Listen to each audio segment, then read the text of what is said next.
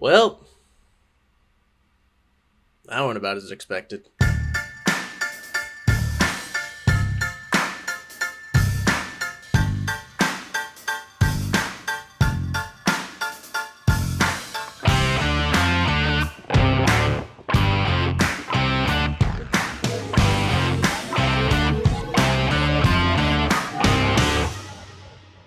Welcome back to the James and Dame Show. I'm Josiah, And I'm Will. and today we are going to go over the recap for the Super Bowl. Apologies for this being out a little late. We were dealing with some stuff, and you know, life happens, so it's okay. Yes. But we are talking about it. We are talking about it though, and there is a lot to talk about too, especially Yep. from my end. But I will let Will have some breathing room today. So, I guess, do you have any idea where you want to start? Because there's a lot to unpack on this one. Yeah, I mean, looking into it, there's a lot of people who are going, I told you so. The Patriots were frauds, and it's like, yes, it wasn't a good showing. It kind of reinforced what we thought about them. Now, does this mean that this team was not good? No. Does it mean that what they did this season, it doesn't discount anything? Uh, yes, it does put into question how much that schedule made it as viable as it was for them. Um, Patriots though, they had a good year, and amidst all of the trash talk that they get, I do want to give them a little bit of credit for what they were able to do, despite, again, like we had mentioned several times, having a team that wasn't really expected to get this far. So they do have that. On the other hand, the performance that was there, it wasn't it was the prettiest for sure. No, it was Um, not. it was a lot of garbage time offense. There was a point in this game where the Patriots seemed like they actually would be able to make this a close game. But then there was the Drake May interception. I think it was his first interception of the game at that point. Um, and that kind of killed a lot of momentum. But I mean, Oh yeah. we had said this going into the game. Part of it was gonna be his ball security. I didn't think that the O line was gonna be as much of an issue as it was for the Patriots. I knew it wasn't the strongest point, and I knew the Seattle defense was front seven was very talented, but I didn't think it was going to be that much of a problem. But regardless, Drake May still turning the ball over 3 times, which is again something that makes this game really difficult to win. Um, and yeah, like you mentioned, there's a lot to this that uh, you could talk for quite some time about. A lot of people were not the most happy with the fact that it was such a just defensive battle. Um, and the offense has Those really kind of struggled for people. a while. uh, So I was about to say, anybody who says that this Super Bowl was boring does not appreciate the efficiency and the beauty of a good defense. I am sorry. You cannot sit there and tell me that, oh, because the Seahawks defense was just destroying the Patriots offense doesn't mean it wasn't entertaining. It just wasn't entertaining for you because you all were thinking the Patriots were going to put up 14, or not 14, but like win by 14 or whatever it is. But I will give credit to that momentum they had. I think it was like third quarter, I want to say, it was in the fourth where quarter actually. fourth quarter, excuse me. Where was it? Drake May got that touchdown to Mac Hollins. Mm-hmm. In like 2 passes or whatever it was. Yeah, it was like two or three plays. Yeah, that was about it. But yeah, other than that, wasn't really much. It was all garbage time. I think there was a stat of like out of the 295 yards that Drake May had, about like 90% of that came in the fourth quarter in garbage time. Yeah, I So, mean the game went into the fourth quarter 12-0. It was purely just and like the pieces that won this game for Seattle are going to be the pieces that are going to get a lot of credit. I will give a lot of credit to Kenneth Walker. He had a phenomenal just postseason. Um, mm-hmm. he really played well and won Super Bowl MVP, which is there's some controversy to it, but first since what 1998 I think it was, and I'll say it wasn't. It definitely wasn't. He was the most valuable piece on offense, I think, for the Yeah. Seahawks, but the defense and special teams for Seattle is really what put this game away. Uh, what Mm-hmm. was it? It was 6 sacks. It was either six Yep. or seven. Was it 6 sacks? Which It was six is sacks. it's like tied for top 10 all time Mm-hmm. in a Super Bowl. Drake May became the Yeah. most sacked quarterback in the playoffs Mm. in a playoff run. Yep. He Uh, dethroned Joe Burrow, surprisingly. somehow. Somehow, some way. But mostly where this one, what this game got, what was so fascinating was, first of all, the efficiency of Jason Myers, who Oh my went goodness. five for Jason five. Myers was having a great day. Yeah, he went Yeah. 5 for 5. He went 5 for 5 plus 2 for 2 on extra points. Yep. He was someone that people would argue could have won MVP, even though he's a kicker. Kickers don't get enough love, and I think he was very valuable. Obviously, I mean, in a game that was won by 16, he scored 17 of those points. Um, Yep. but also their kicker, Michael Dixon, who he had a phenomenal game. And so some really Mm-hmm. spectacular punts. He had a punt where he had downed the Patriots several times with inside their own 5 in a game Mm-hmm. where the Patriots couldn't do anything on offense. So field position was really useful. So he really stepped up there. And then you had, I think one time he downed them like at the 2 on his own Yeah. without even like really using his gunners. So Nope. special teams did a great job. Defense did a great job. Devin Witherspoon had a really good game. Mm-hmm. Julian Love as well. Yeah, he had Uh, 10 tackles or whatever it was. Yeah, 10 tackles. yeah, So, and Witherspoon had 2 sacks. I believe it mm-hmm. was 2 sacks and a forced fumble. Yeah, there were a couple of those where I was just like, the Patriots O line just folded like an Yeah, omelet there and was just let that happen. there was a lot of criticism towards Will Campbell especially, um, Mm-hmm. and I think that some of that credit is due. He is, as Mike Vrabel had mentioned, he is young.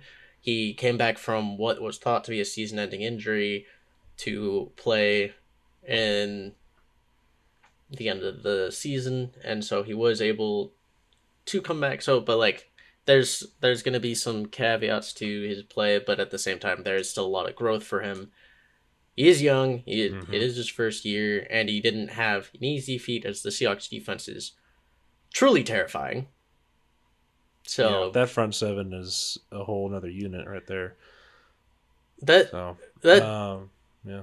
that defense does bring up one thing that I do want to mention that I thought was very entertaining was DeMarcus Lawrence, who last season decided to leave the Cowboys because he wanted to go somewhere where he would win a Super Bowl, and he said it wasn't going to be in Dallas. Dallas didn't take too kindly to that, and Nope. it started this sort of drama on the internet between DeMarcus Lawrence Oh, yeah. and the Cowboys. Micah Uh, Parsons particularly. and yeah, they took some offense there. Said that you're not gonna win. It's not Dallas or whatever. The typical thing of, oh, you hurt our feelings, so we're going to say that you were the problem. And then in his first season away from Dallas, he goes and wins a Super Bowl with Seattle, and I'm like, that's just gold. That's just It pure gold right there. it's truly a sight to see. I mean, I knew Seattle would eventually, compete in, the playoffs a lot better than they have recently, but to think they go all the way to the Super Bowl in their first couple of years under McDonald, I didn't think he'd win a ring right away, but here we are talking about it. So he's a good player, and I think he did a phenomenal job this season, and I think he deserved that Super Bowl ring more than anybody on that team because he's been waiting for it for a long time.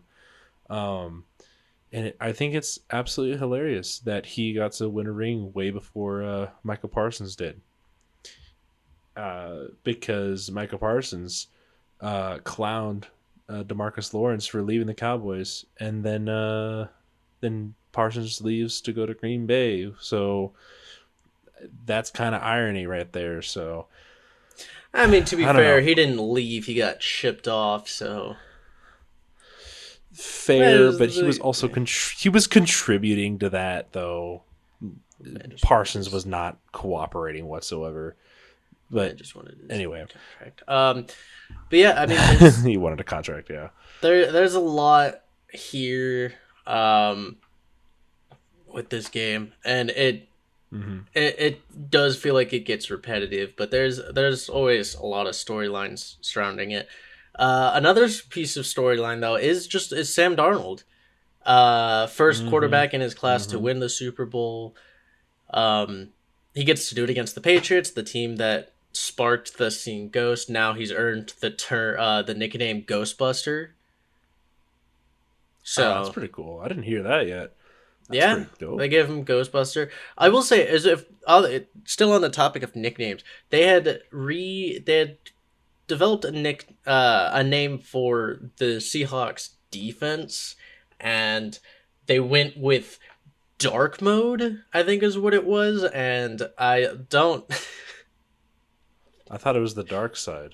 Or is it the dark side? Whatever it is. I was It's the just dark side. the dark side, and it was like I was like eh.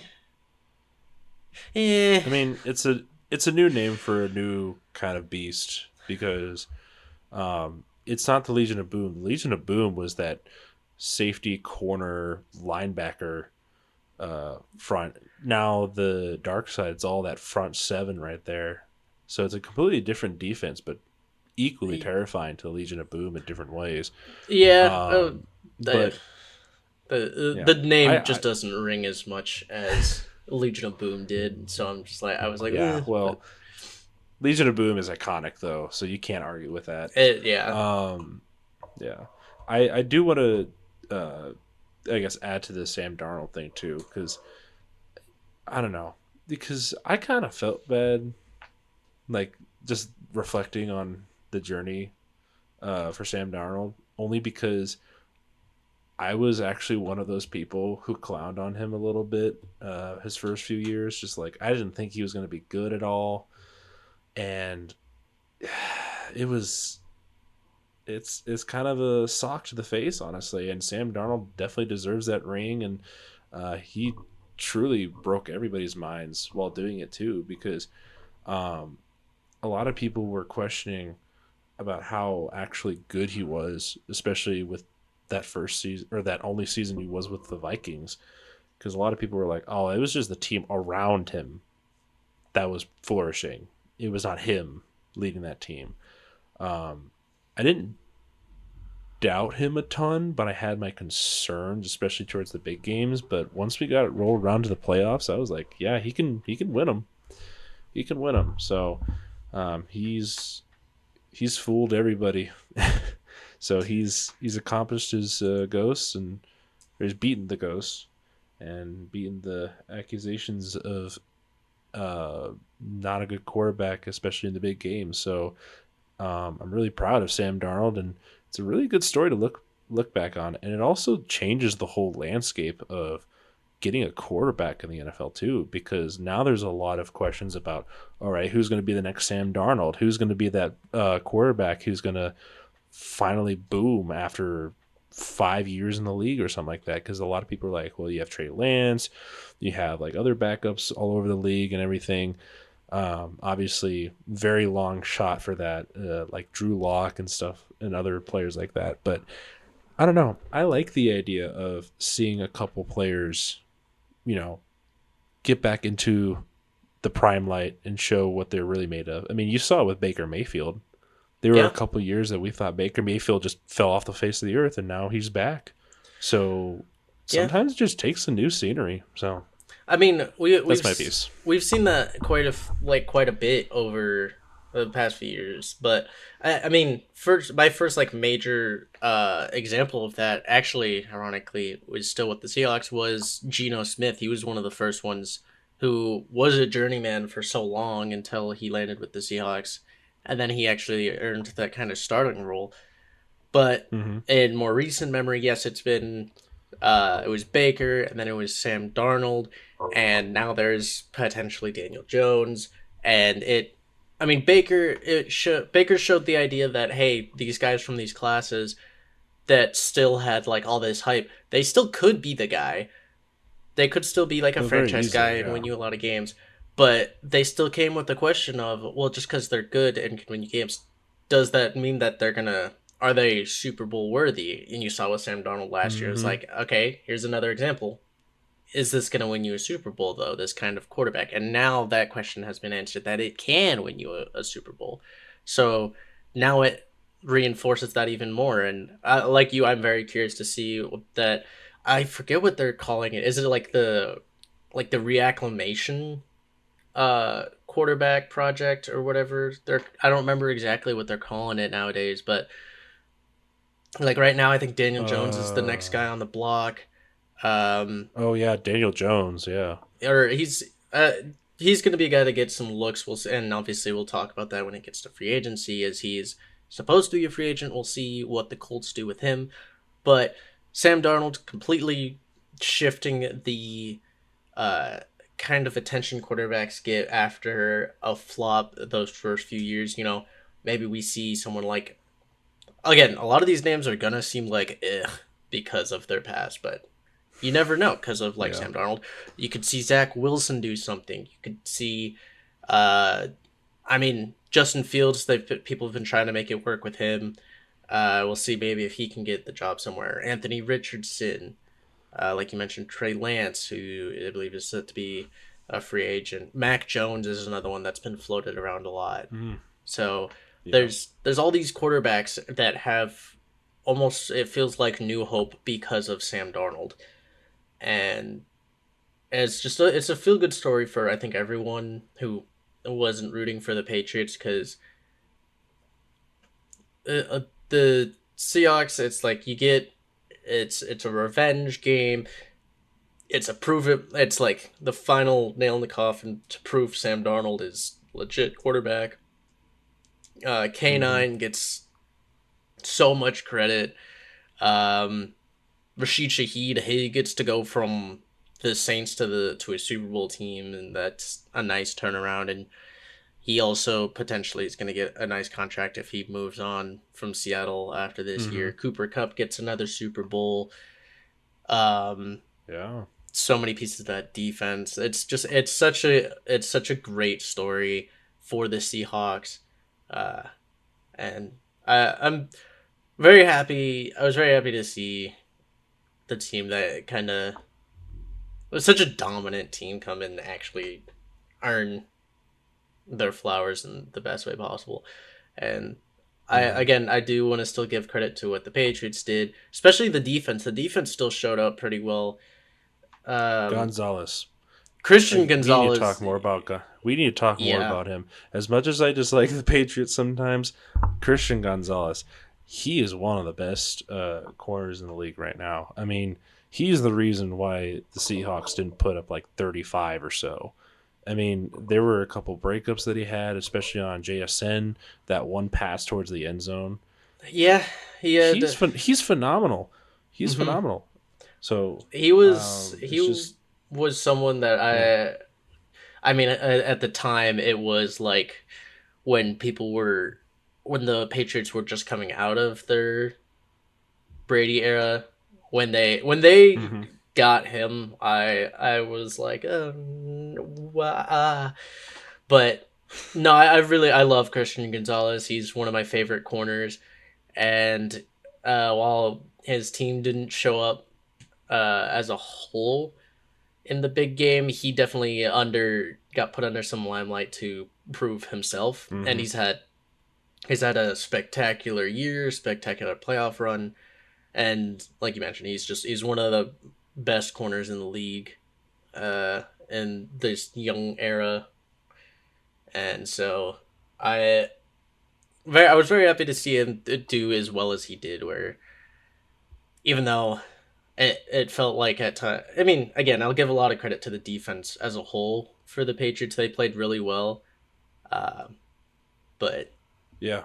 yeah, the Christian Gonzalez is one of those guys who deserves so much credit and deserves a nice contract coming his way in the future. Hmm. So Yeah. I mean, it's good to see that there are still some players who do get the spotlight here and there, even if their team is losing. Because Gonzalez in general, they if the Patriots want to at least stay consistent for the next few years, they got to keep him around because a lot of people are looking at him, especially in the future. So, I mean, you don't waste his prime. That's all I'm saying.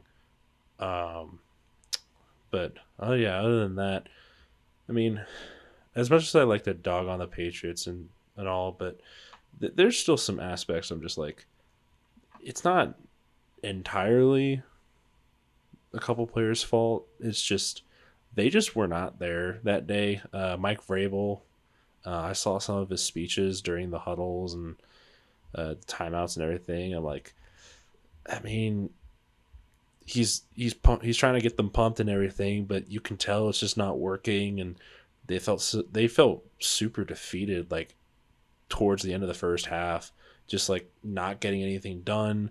They just felt, you know, off balance because, like we've mentioned many times before, this was their first real team that they've played, and it happened to be in the Super Bowl under all the lights and all that pressure. So I think it just really got to them, and they just were not ready for it. I mean, obviously, give credit to Mike Vrabel for getting them this far. Pretty good coach, but he's got a lot to improve on if he wants to get that team to go back to the Super Bowl anytime soon. Because, I mean, there's all these speculations that the Patriots probably won't be back to the Super Bowl at least in another couple of years or so because it's kind of hard to consistently get back there unless you're just a really good team consistently. So he's got a lot to build on. Drake May is pretty decent. He can still develop into a top 10, like top 5 even if he really gets there, but he has a lot to work on. And I know I mentioned that Drake May gives me Mac Jones vibes sometimes. Um, he doesn't do it as much as he did before, but I'm just really like I'm hoping he does for just my sake, but as a player individually, I hope he doesn't because Drake May has potential. Like he has a great chance of becoming a really good quarterback consistently. But if he ends up going the Mac Jones route where he was good for 1 year and then just completely takes a dip the next few years, that's kind of sad to see. So, but like I said, Mike Vrabel, Drake May, they've got a lot to work with. Christian Gonzalez, Will Campbell, if he gets enough, uh, you know, motivation, practices, and all that stuff, he can be a really good lineman. Like they got a lot to work with. So, um, but yeah, that's my piece on the Patriots. As much as I'm trying to keep it uh, lighthearted for them and everything, and I do kind of feel bad sometimes when I dog on teams I don't like, but they still have their great players and everything. I do want to give them their flowers here and there too. So Yeah, the Patriots again. It's tough because a lot of people are saying, they'll be back.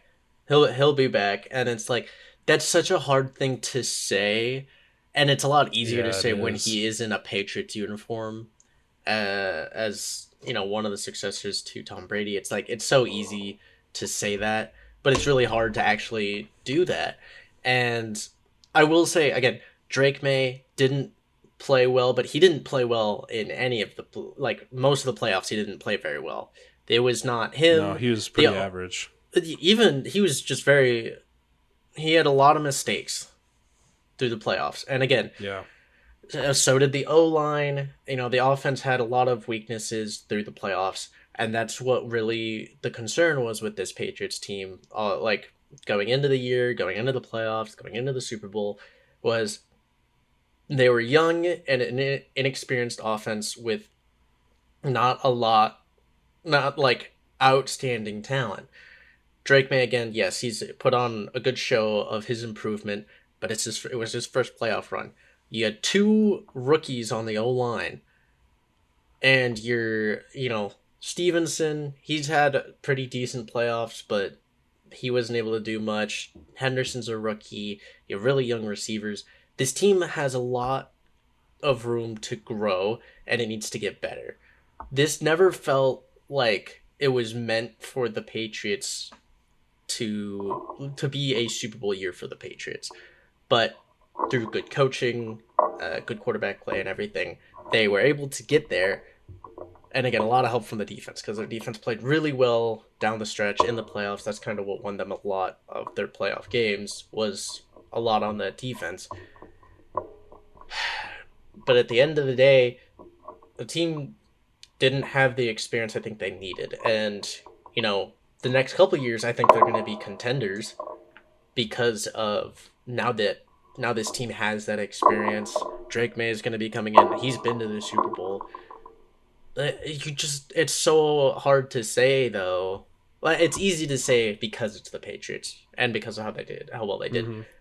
But in the Yeah. concept of grand scheme of the NFL, it's really hard to say that they will be back to the Super Bowl. Yeah. I mean, people were saying that with was it Joe Burrow when he was there at the Super Bowl. Yeah, I mean, it happens. I mean, because what was it? I was looking around and someone brought up a good point. Um, you don't want to peak too early. I know for sure. that's such a weird thing to say, but like there are definitely some um, candidates for why that's a thing because I mean, you see CJ Stroud, he was really good his rookie year. Ever since then, he's just been slowly declining and then this year took a major dive. He's been inconsistent all year.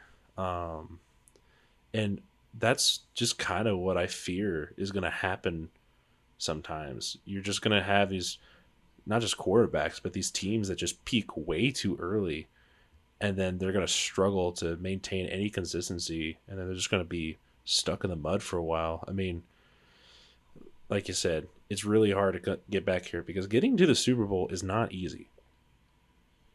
I No, mean, it's not. well, I can argue not so much this year for the AFC because the AFC was really weak this year. Um, but it was just like even with the quote unquote easy schedule, you don't you don't get to the Super Bowl by accident. You have to have a lot of things go your way, and unfortunately for a lot of people, um, it was just Bo Nix got injured. Uh, they played the Texans with CJ Stroud with was it 4 or 5 turnovers. Hmm. Like it's just what happens. I mean, you get an easy route to the Super Bowl, it happens. But getting there is still not an easy task because you still have to play all these teams to get to that point. And one slip up, you're out. It's not like the NBA finals or the MLB or anything. It's one and done. You can't make a mistake. Yep. So That's just what happens. So, but other than that, I'm curious to see what the Seahawks do this offseason. I know there's going to be more talk about that later on, but especially after a Super Bowl, I'm curious to see what they do there because a lot of rumors have been going around that they're trying to maintain that core for the most part, not just on defense, but everybody. Yeah, there'll be quite a few interesting things to look at. I even though it was Sam Darnold's first year under his contract, I wouldn't be surprised if they tried to extend him, give him a little bit of Oh an yeah. extension. I haven't seen anything, but Cooper Cup I could see potentially retiring, or maybe taking a look around. But you also have the likes of Rashid Shaheed and Kenneth Walker who need new contracts. So they're potentially going to be free agents. They could also potentially resign, and um, that kind of does get into one of the last pieces I wanted to mention before we wrapped up. Just Mm. because, like you again, what these teams do going forward, both had really good years. Seahawks were just terrifying and came away with Super They Bowl were very champs. terrifying. Um, but there's going to be a lot of turnover.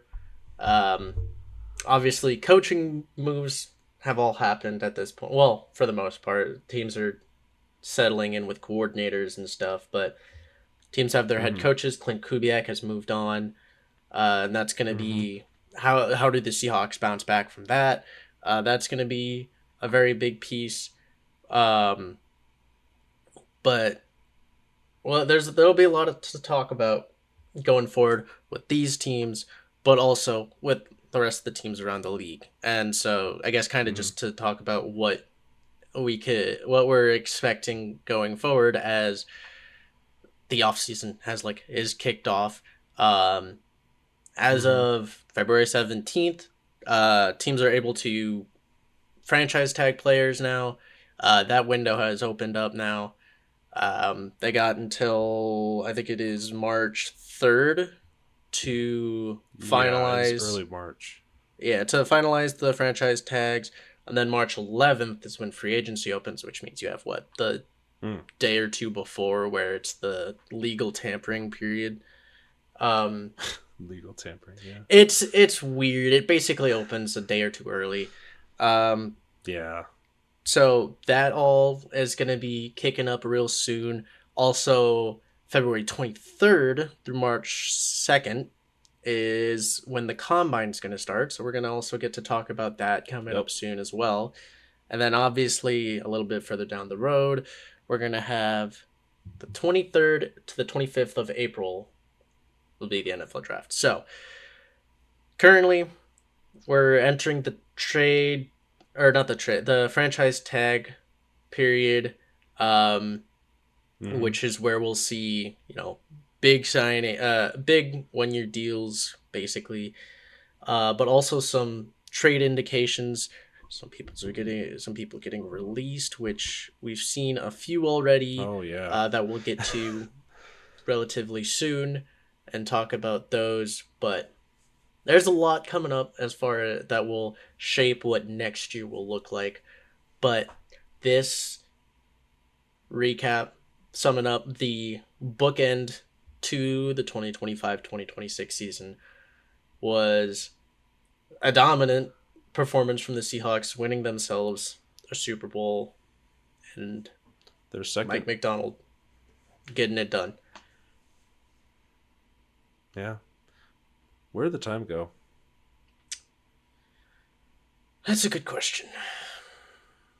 I think it went out the window. But anyway, yeah.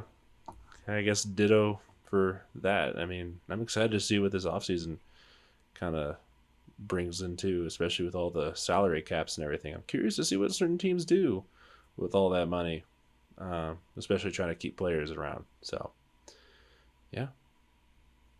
Well, if that's is that everything? Yeah, that's about all I Yeah. got. Um, it Yeah. was quite the season, quite the ending, and It was a very I weird season.